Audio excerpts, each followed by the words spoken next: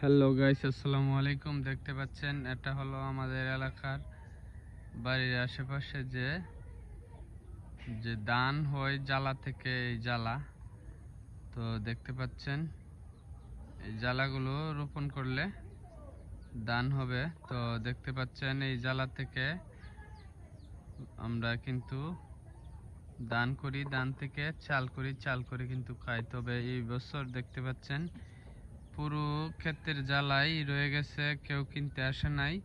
তো অবস্থা খুবই খারাপ। যারা জ্বালা ফালাইছে তাদের জ্বালা এখন গরু খাইব, নাইলে উঠে উঠে ফেলাইতে হইব। যাই হোক, আপনারা যারা আশেপাশে এলাকাতে আছেন, যাদের জ্বালা নাই, জরুরি দরকার জ্বালা নেওয়ার জন্য, চলে আসবেন আমাদের এলাকায়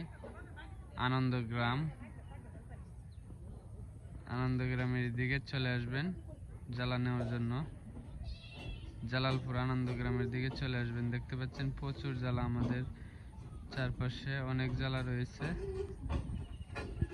যাদের লাগবে চলে আসেন নিতে। প্রাকৃতিক পরিবেশের মাঝে আপনাদেরকে এই ভিডিওটি ভালো লাগলে সবাই একটু লাইক কমেন্ট করবেন। ধন্যবাদ সবাইকে। আসসালামু আলাইকুম রহমতুল্লাহি ওয়া বারাকাতুহু।